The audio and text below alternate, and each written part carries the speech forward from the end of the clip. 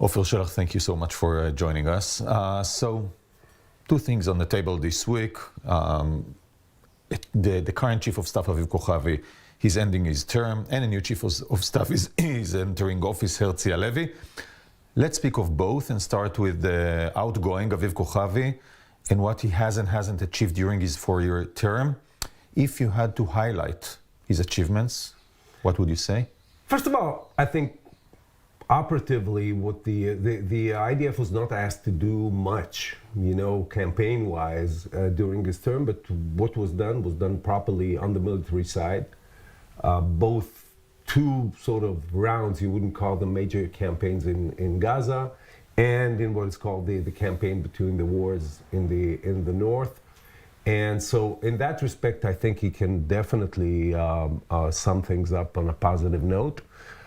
The questions or the challenges for his successor, for Herzi Halevi, have to do with the force buildup, and we'll probably discuss this later.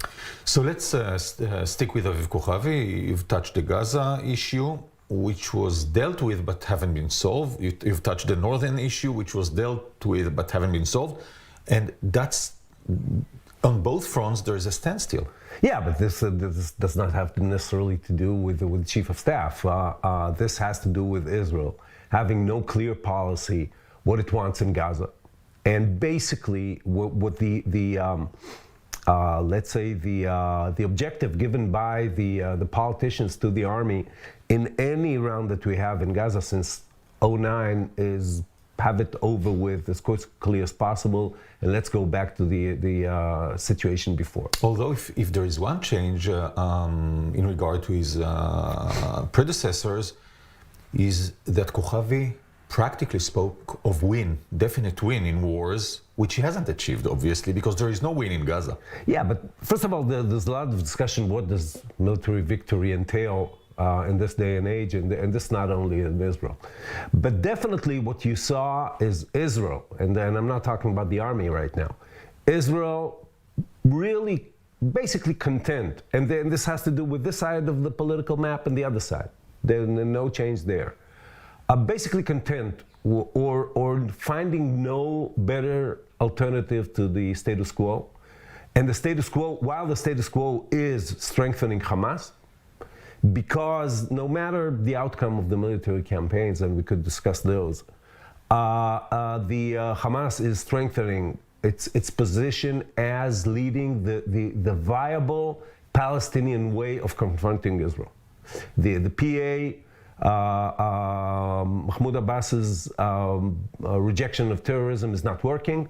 What you got to do is the Mukawama, there's the resistance to Israel. And this is working. Israel, money is coming in from Qatar. Israel is basically in the last operation, if you will, called, how we translate it, dawn or sunrise or whatever. This 2-3 day clash. Basically, Israel only bombed, the IDF only bombed Islamic Jihad and left Hamas as both responsible and untouched, which is a real strange creature. But those are the objectives, those are the goals given the army. Yes, we both know that in Israel, the army is not in charge, but very, very influential in determining the goals as well. But basically, the politician sets the goals, and in that sense, the campaigns that we've had during Kochavi's time were low risk, low reward. We've had rounds of violence within the past decade or so, but the past year was much more violent than any of the previous ones, and that was under Kochavi's term. Yes, I would say that as a policymaker, or as a policy, as influential as a chief of staff is on policy making, Kochavi's policy helped kindle the current situation, which is in a way a third intifada in process, but not on because we associate the word intifada here in Israel with cafes exploding in Tel Aviv, God forbid. then people don't look at it that way. But yes, there are clashes, there are violent clashes every night. On a daily basis. There are hundreds of Palestinians dead, and what we know is that this will erupt eventually. But do I put the blame on the policymakers, on the politicians, or on the IDF side? I would put it mostly on the politicians. So last operational thing I want to touch with you is the Iranian issue, which was left aside in the past few years because there was the JCPOA, etc., and during the last year, Israel rushed back into at least holding some kind of an operational solution to be able to attack in Iran, whether it's a good one or not.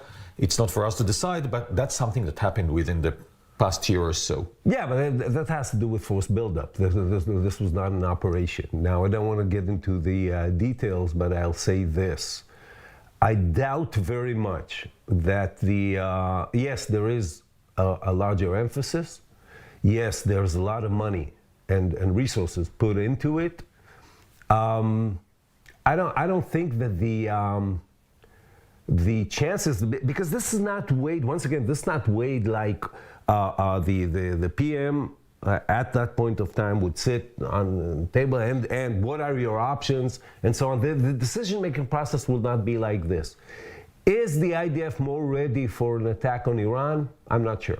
And this has to do with the Iranian side as well. The Iranian side, the Iranian anti-aircraft missiles, the dispersion of the Iranian efforts, the nuclear efforts, and so on. And I think, and once again, this has to do with policy and not with generals.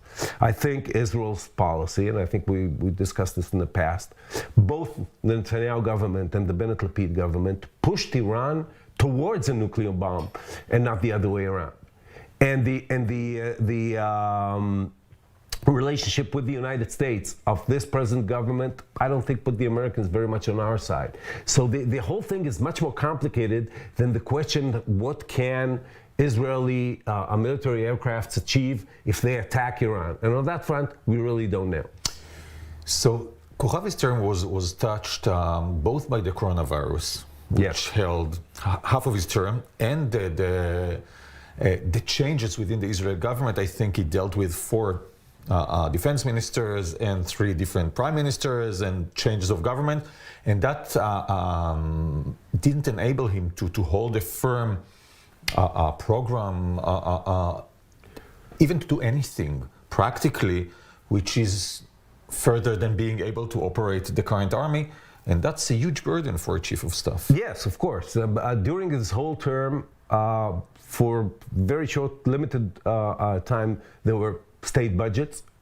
There was no possibility to ratify a 5-year budgetary plan, as was done during his predecessor's time, or even formally a 5-year a build-up plan, what we call a long-term plan for the multi-year plan for building the IDF. So he had to do with what he could manage, and since he tried, at least on paper, tried to implement a very far-reaching vision, I think there are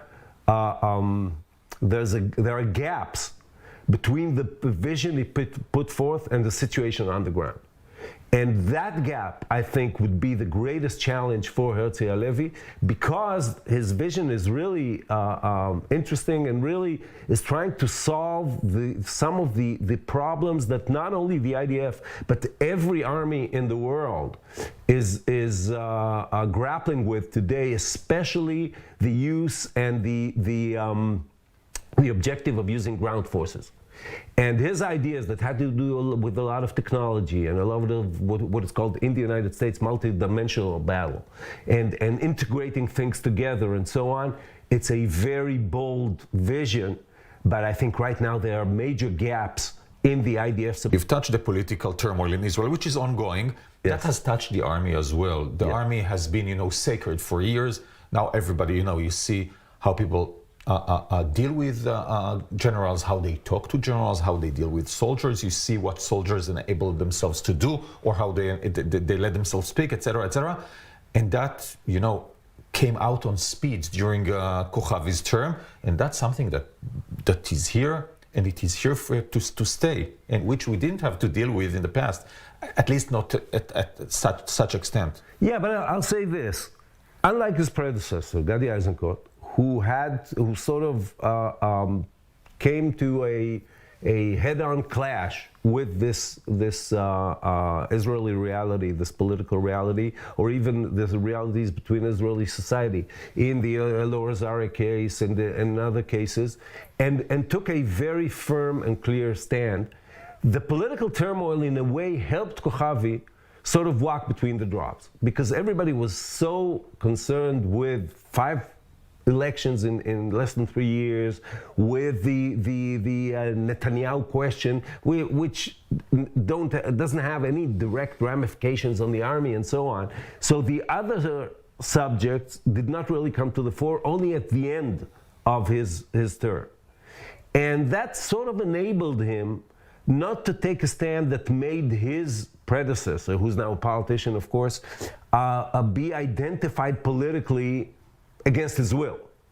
So, but what Kochavi did not grapple with at all and should have are the ramifications on the army itself. First of all, personnel-wise, I think the IDF now is facing personnel problems on many fronts, from who's drafted into the army, what proportion of society, where they're placed within the army, the standing army, the professionals, how their model is cracks in gender, religion, I could add on yeah, front. and as far as pensions go. And in that sense, Kochavi was seen to be sort of a general who prefers, because everybody knows he's an intelligent person, everybody knows he's a well-read person, and he prefers to stick to those, not to confront those problems, but to be what we call in Israel the head of the trade union, to represent the army and the army's interests, and not to grapple with those problems as a leader. And in Israel, the chief of staff is a leader of society, whether he wants it or not. And he did not do that, and I think that is another problem that leaves for his successor, mainly in my view, as far as human resources go. So let's stay with that. Herzi Halevi gets into office, a right-wing government for the first time in Israel, the most extreme one. Yes. How is he going to deal with all those problems? I've mentioned women, gender, religion, etc., which is on his table from day one.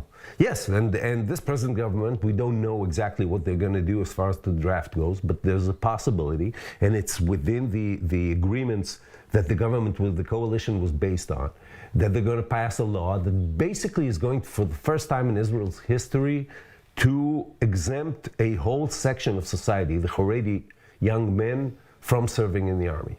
Which is a problem not only because they're not going to serve, but because that may rattle the whole basis of the People's Army of conscription in Israel. And I think he will have to have, both him and Defense Minister Gallant, will have to have a clear stand on this, because if they don't, they may face a disintegration of the People's Army model in Israel, and very quickly.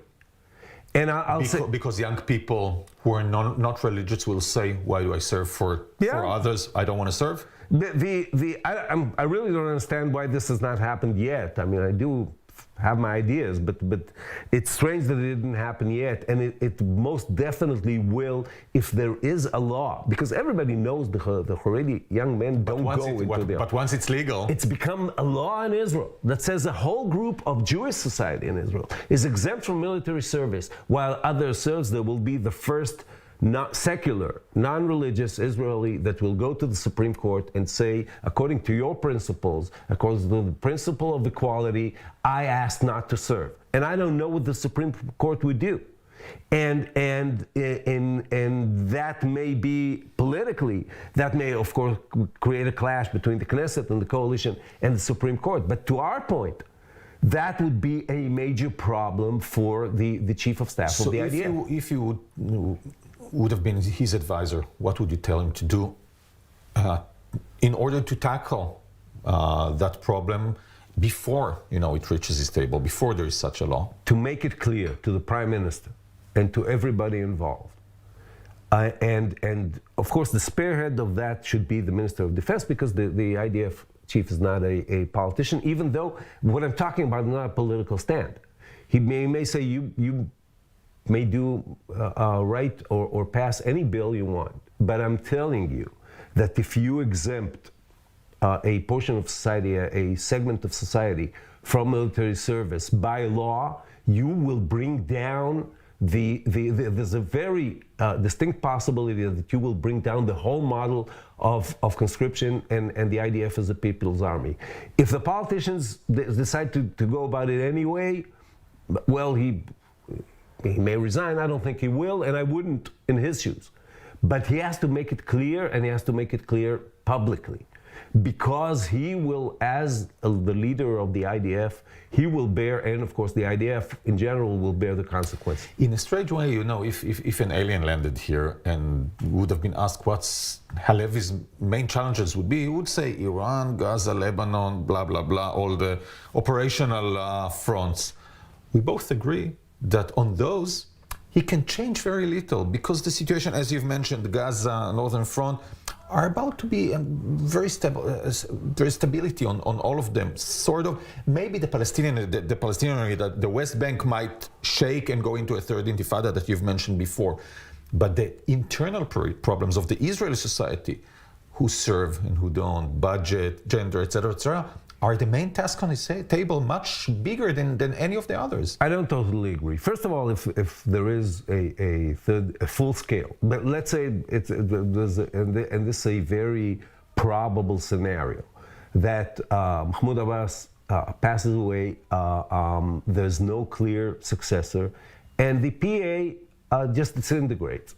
Okay, they don't necessarily have the ceremony when they turn back. But it doesn't function. Keys. Yeah, it disintegrates, and what you have is tens of thousands of armed people without a cause, with no hope, with no salary, with bitter and spurred on by Hamas. This is a war. This may bring us back, not in the exact same scenario of suicide bombers, even though I'm sure they'll try that as well, but to a scenario similar to what we faced 20 years ago. And that would become a military problem. But that is a military problem that once the IDF, and it showed that 20 years ago, once the IDF turns its attention and its efforts to, it will know how to deal with it. But to me, force buildup vis-a-vis the Northern Front. What the difference is, at the Northern Front, you will not go from 0 to 100 gradually. You will go from 0 to 100 maybe in a single day. And we won't get into a detailed analysis of the situation there. But Israel has problems and challenges. The IDF has challenges in a war vis-a-vis with Hezbollah, or maybe with other components on the Northern Front, but mostly with Hezbollah, which has the ability to fire thousands of rockets daily over an extended period of time on the Israeli rear, which are problems that you should build your force every day to tackle, and you should have operational plans in place, and you should have everything that you need to fulfill them when the time comes, and so on. And I think there are major gaps there. So I wouldn't say that everything is stable. In the north, everything is stable until nothing is stable, and you have to be prepared. So you've touched it twice, looking at Kochavi and what he has done and didn't do, and looking at Halevi and his main tasks. Let's touch this issue of ground forces, because there is one muscle of Israel's, which is the Air Force and the intelligence, which is a huge muscle, maybe the best in the world, or the most shaped in the world. We see it on the Northern Front, sometimes in Iran, and on other fronts. It is a very, very good muscle. Mm-hmm. On the other one, there is a huge question mark on it, because in any operation since 2006, which we both covered and co-wrote a book about, Captives of Lebanon, there's always a question mark. Should they be deployed, thrown in? Yeah. And the government is afraid to do so. The army is hesitant to do so. What can Halevi do to change that? Because you look at the equation, you said what's going on in Lebanon, very rightly so. Israel has to change that. Yeah, it has to change that. And I'd say one thing, I'll start with the stronger muscle. It is a very strong, unique muscle in its vis-a-vis its present use and that is in the campaign between the wars or in Gaza and so on. Is it both the Air Force and the intelligence, are they good enough, vast enough to confront what Israel will have in a major war? I'll say this has not been tested. But of course, when you reach the ground forces, the question of why, what is their goal? Should we enter this war? Because Israel is very hesitant. You know, last year we marked 40 years of the 1982 war. Israel is very hesitant about conquering all of Lebanon. It does not.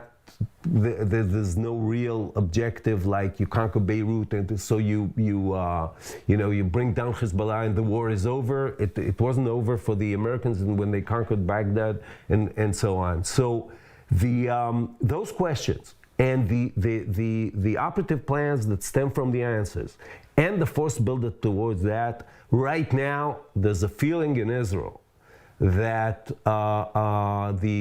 as you said, it's not that the politicians don't want to use ground forces.